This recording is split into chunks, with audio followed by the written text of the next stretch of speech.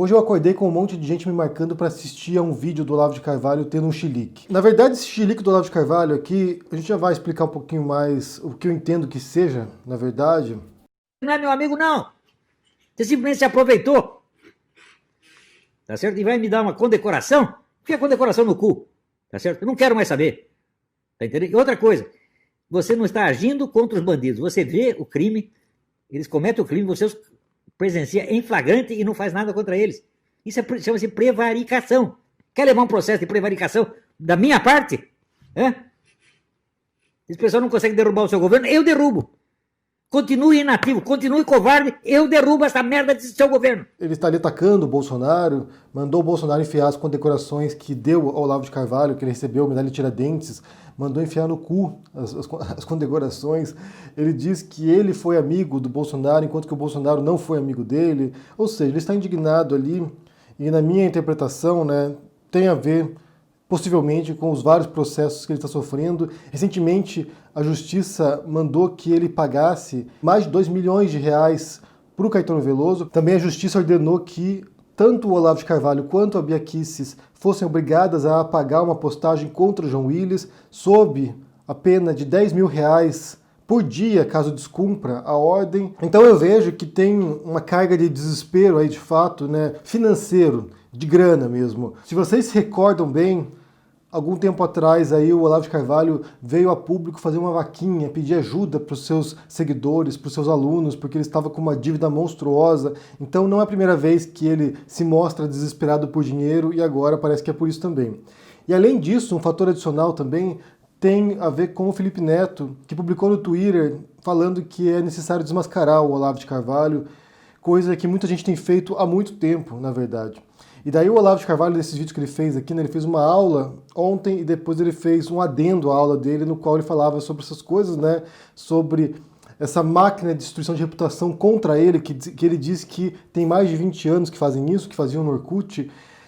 Eu quero contar um pouquinho para vocês como é que eu cheguei no Olavo de Carvalho, porque nesses vídeos ele menciona meu nome algumas vezes e ele diz que tem um grupo organizado para destruí-lo. E essa é uma balela completa, na verdade, né? É mais uma vez o Olavo de Carvalho se fazendo de vítima, se fazendo de coitado, coisa que ele não é. Mas quero contar para vocês o que aconteceu, né? Como é que a gente chegou no Olavo de Carvalho e como foi o processo de confronto ao Olavo e ao olavismo também, né? Porque são duas coisas diferentes. O Olavo de Carvalho é uma coisa e o olavismo, que é essa legião de alunos dele, de discípulos dele que estão influenciando a política hoje, é uma coisa diferente, na minha interpretação.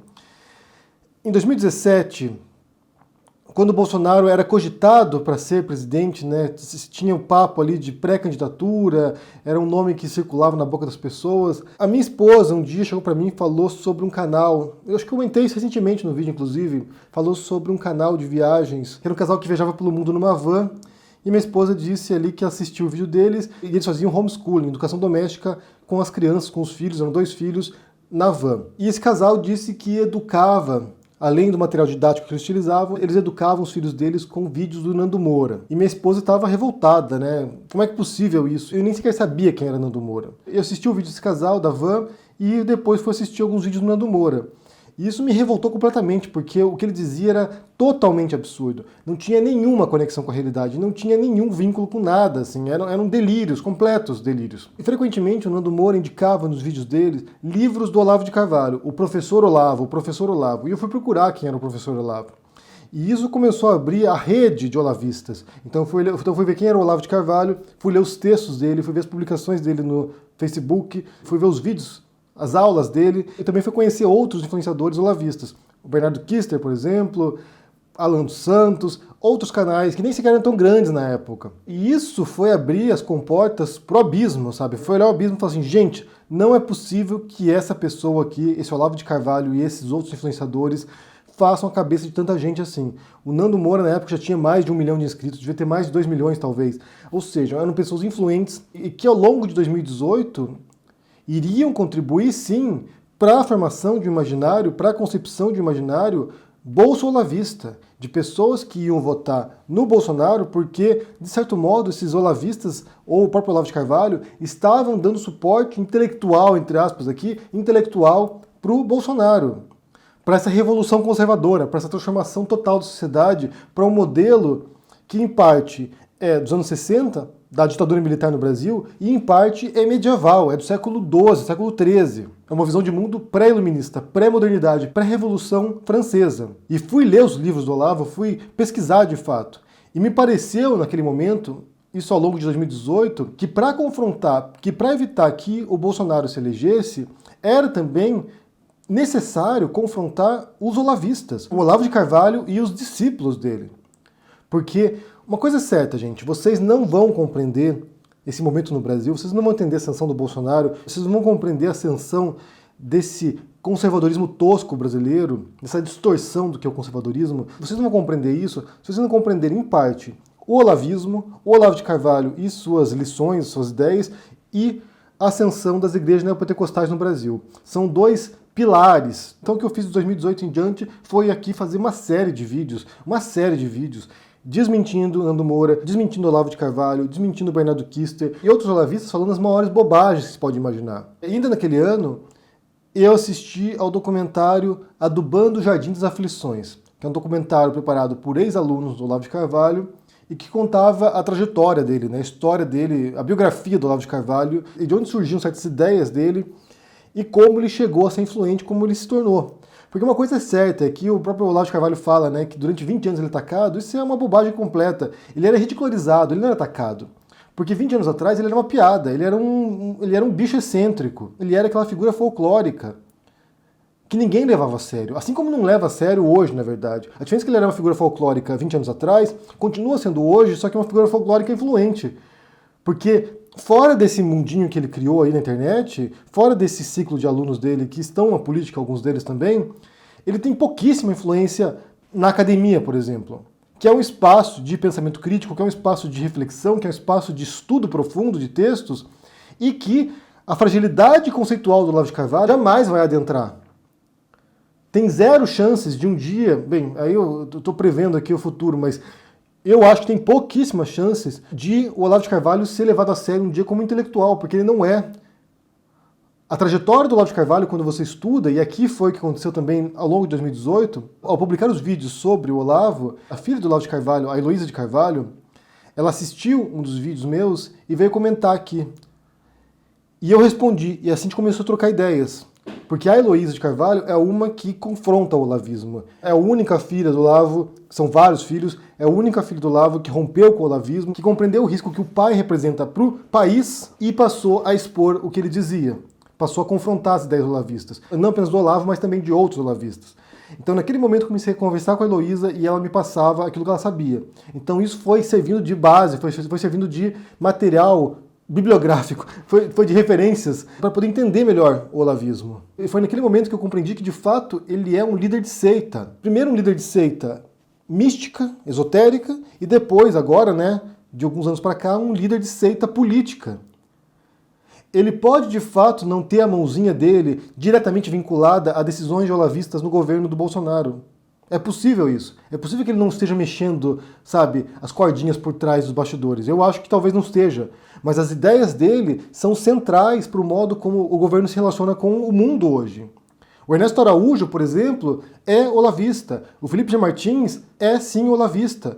O Abraham Weintraub é olavista. A Carla Zambelli é olavista. Você tem várias pessoas que estão no governo ou próximos, orbitando o Bolsonaro, que são olavistas. O Eduardo Bolsonaro é um olavista. Então não é necessário que o Olavo vá lá e fale Eduardo, faça isso, ou Abraham, faça isso, ou Carla Zambelli, faça isso. Não, ele não precisa fazer isso, porque isso está tudo já codificado nos textos do Olavo de Carvalho, nas publicações dele no Facebook e também nas aulas que ele dá na internet. Essa aula que ele deu ontem, por exemplo, é uma aula típica do que o Olavo de Carvalho faz. Porque uma vasta maioria das aulas que ele publica na internet, ou ele dá para os seus alunos, é basicamente atacando os desafetos dele. Realmente conteúdo concreto, um conteúdo, sabe, que leve algum tipo de compreensão do mundo, é insignificante em comparação ao resto do que ele faz, que é basicamente ataque a outras pessoas. Então toda a estratégia que ele diz que se volta contra ele de destruição de reputação é justamente como ele procede. Ele vai lá e publica uma série de postagens no Facebook, atacando seus desafetos, e isso vai mandando sinais para a rede de olavistas. Ele não precisa mandar que as pessoas façam as coisas. E os olavistas compreenderam isso muito rapidamente também. O Nando fazia isso. O Nando, ao longo de 2018, por exemplo, quando ele queria atacar alguém, ele fazia justamente como o Olavo faz. Ele botava o nome da pessoa lá numa publicação, mencionava em algum vídeo, ele não precisava falar, vão lá e ataquem essa pessoa. Porque quem segue o Olavo, o Nando, o Bernardo e esses outros influenciadores sabem como proceder. Sabem que quando alguém vai lá dar o sinal, você vai lá e solta uma tira para perseguir a pessoa. Você dificilmente vai encontrar, por exemplo, o Olavo falando assim, vai lá e detona em fulano. Ele não precisa fazer isso. Porque o método já é implícito, já está subentendido. Quando o Olavo vai lá e sinaliza o nome de alguém, essa pessoa já vai ser atacada pelos olavistas. Já foi dado o disparo da largada. Então, repito aqui, antes da ascensão do Bolsonaro, o Olavo de Carvalho não era levado a sério por ninguém, tirando o seu grupo de alunos. Que fossem lá 5 mil pessoas, como ele diz. Ele tinha pouquíssima relevância no cenário brasileiro e no cenário internacional. Pouquíssima relevância. Próxima de zero. Porém, quando esse movimento conservador brasileiro, tosco, começa a ganhar impulso, começa a crescer, e isso certamente começa por volta de 2013, e vai crescendo com o impeachment da Dilma, e vai crescendo durante o governo Temer, e vai levando até esse momento em 2018 em diante, quando o Bolsonaro ganha a eleição, e muita gente, muitos repórteres, muitos intelectuais vão tentar compreender o momento, eles vão chegar fatalmente ao Olavo de Carvalho. E foi isso que aconteceu de 2019 em diante. Toda a imprensa tentando entender quem era o Olavo de Carvalho. Então esse trabalho que ele diz que é de destruição de reputação, na verdade, é um trabalho de compreensão desse momento. Quem é essa figura que está por trás das ideias do Olavo de Carvalho? E aqui nem pode sequer se eximir disso, porque, por exemplo, o que eles fazem é pôr a culpa dos males do mundo no Marx, um autor do século XIX, que já morreu há mais de 120 anos, ou no Gramsci também, né, um outro autor também, que morreu em 37. Eles pegam alguns autores e eles põem a culpa dessa guerra cultural nesses sujeitos. Então, do mesmo modo que eles podem sim fazer isso com esses intelectuais do passado, a gente pode sim atribuir esse momento, essa guinada conservadora, entre aspas, aqui no Brasil, né, que é uma guinada reacionária, a gente pode sim pôr a culpa nos textos, nas aulas, nas postagens do Olavo de Carvalho. Ele fala que ele não tem nenhum projeto político, mas de fato as consequências do que ele diz levam sim a um projeto político, levam sim a uma direção que é de um Brasil agora como esse, obscurantista, negando a ciência, quando você tem um governo como o do Bolsonaro, que representa sim as ideias insanas do Olavo de Carvalho. O Olavo está nervosinho nesse vídeo agora porque ele se sente desprotegido, que o Bolsonaro não está protegendo o Olavo, como se fosse obrigação do Bolsonaro proteger alguém. Na verdade, os únicos que o Bolsonaro protege são os filhos dele. A gente já percebeu também isso, né? É um governo para a família, mas para a família dele só. Ele só protege o Carlos, o Eduardo e o Flávio.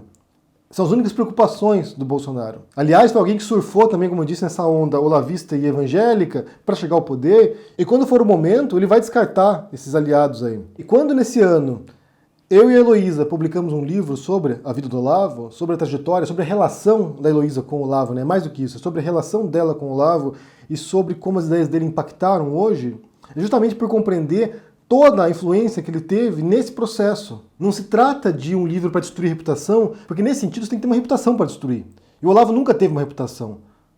Nesse sentido positivo, pelo menos. Sempre foi considerado como uma figura excêntrica mesmo. Sempre foi considerado como uma figura mitológica, que não deveria ser levada a sério. Se vocês assistirem, por exemplo, aos vídeos do Pirula de anos e anos atrás, quando o Pirula era um dos poucos que confrontava o Olavo de Carvalho, você já percebe como ele era uma figura ridícula, como ele era uma figura patética, como ele era motivo de piada, e de fato é. E aqui outra coisa, né? Porque eu lá falando nesses vídeos de ontem aí que eu e outras pessoas, nós não recomendamos que as pessoas leiam os livros dele. Eu de fato recomendo que vocês leiam, que vocês entendam o que ele diz. Porque quando você lê com senso crítico, com reflexão, com trabalho analítico, você percebe primeiro como é um autor frágil, como é um autor conceitualmente frágil, como é fraco, como é vazio o que ele diz. E segundo, os sérios problemas conceituais dele, os sérios problemas daquilo que ele diz, do conteúdo que ele diz. E nesse sentido aqui, temos vários vídeos de 2018 aqui mostrando, lendo artigos do Olavo, analisando aulas do Olavo, analisando falas do Olavo, ou seja, é uma figura patética e que só pode chegar a esse grau de influência que ele chegou porque você tem no país uma massa de pessoas que não tem o menor conhecimento de filosofia, que não entendem de política, que não têm preocupação de estudar esses assuntos e que caem na lábia de líderes de seita, que caem na lábia de charlatões. Tanto isso é verdade que você tem milhões de brasileiros que caem na lábia de pastores inescrupulosos também. Você tem um público, você tem uma massa de pessoas que estão desesperadas por um guru ideológico, um guru espiritual. Elas estão desesperadas por respostas. E qualquer um que vem aqui e jogue para você, eu tenho a resposta, eu sei as coisas, e nesse sentido o Olavo é muito convincente, porque ele tem todo esse perfil megalomaníaco dele, narcisista, eu sei as coisas, eu sou a resposta para isso. Então quando a pessoa vem com essa postura, isso de fato arrebanha pessoas desesperadas por respostas. E não importa se a resposta é verdadeira ou falsa, o que importa é a aura de autoridade dessa pessoa. E o Olavo é como um fênix, quando você acha que ele acabou, que ninguém mais presta atenção no que ele diz, ele vem e ressurge. Então, por exemplo, nessas últimas semanas aqui, eu nem me importava mais com ele, de repente ele começa a aparecer aqui de novo, publicações sobre ele, gente falando sobre ele. Então, assim, é um trabalho constante de expor quão frágil é o pensamento do Olavo, né? Isso é que a gente pode chamar de pensamento. Quão frágil é o dogma que ele propaga. E que só convence, aqui repito, só convence uma pessoa que não tem a menor leitura filosófica. Para você achar que o Olavo é filósofo, você tem que ter zero conhecimento de filosofia. Você tem que ter nenhuma experiência com o texto filosófico. Só assim para você ler o Olavo e achar que tem alguma coisa de filosofia ali dentro. Porque não tem. E agora nessa convocação aí que foi feita pelo Felipe Neto, pedindo para as pessoas mandem coisas para ele sobre o Olavo, para desmascarar o Olavo, eu vou reunir o que tenho aqui, que eu tenho bastante coisa na verdade, eu vou reunir o que tenho aqui e vou mandar para ele. Quem são os influenciadores olavistas? Quem são as pessoas próximas ao Olavo, que eu saiba pelo menos, porque são muitas. Quem são essas pessoas? E ver se é possível tomar alguma providência em relação a isso. Porque o momento de desmascarar o Olavo de Carvalho era, sei lá, 5 anos atrás. Quando ele começou a assumir esse protagonismo nesse debate intelectual no Brasil e cultural, na internet principalmente, porque fora disso ele tem zero influência também, quando ele começou a ocupar esse espaço e começou a gerar uma legião de seguidores e de alunos deles, discípulos deles que se tornaram influenciadores posteriormente. O momento era aquele, era 5 anos atrás. Agora é só contenção de estrago. Agora é só tentando reparar todo o dano que o Olavo já fez e os seus alunos também. Para quem quiser entender um pouquinho mais dessa história do Olavo de Carvalho, de como ele chega até agora, eu recomendo que vocês leiam o livro que eu escrevi com o Olavo de Carvalho, que é Meu Pai, o Guru do Presidente, no qual a gente relata, eu e a Heloísa, ela contando suas histórias do passado e eu reunindo também as minhas leituras sobre o Olavo de Carvalho até esse momento. Como é que ele chega a se tornar o guru ideológico do bolsonarismo. E essa ruptura dele com o Bolsonaro, né, vamos botar entre aspas aqui, essa ruptura é mais show, é mais espetáculo. Certamente o Bolsonaro ou o filho do Bolsonaro vai comunicar com o Olavo, daí vamos botar uns panos quentes, depois semana que vem tá tudo normal de novo. Isso já aconteceu antes. Já aconteceu ano passado, o Olavo convocou seus alunos para deixarem o governo, ou seja, isso aqui é show, é espetáculo para a audiência. Daqui a pouco o Olavo de Carvalho tá contra a medalha no peito lá que o Bolsonaro vai dar para ele, tá todo felizão, com um sorriso na cara e já esqueceu a briguinha. Porque ele é assim, ele é intempestivo, ele vai lá, xinga, e depois quando vem umas migalhas do poder ali no colo dele, ele baixa a crista e volta a compactuar com tudo. Então eu quero saber o que vocês pensam sobre isso, se vocês viram o vídeo de ontem do Olavo de Carvalho xingando, todo nervoso, dando chilique lá, mandando o Bolsonaro enfiar as condecorações no cu. O que vocês pensam sobre isso? E mais uma pergunta aqui, porque o Olavo de Carvalho ele pensa que a obra dele será lida daqui 100 anos. Se vocês pensam que tem qualquer chance desse sujeito ser lido daqui 20 anos. Se ele realmente vai impactar no futuro. Eu acho que não, eu acho que tem pouca chance. Mas o que vocês pensam aí? Deixa aqui no comentário o que você pensa, deixa o joinha, assina o canal, ajude no Apoia-se. A gente se vê por aí. Abraço e até mais. Tchau.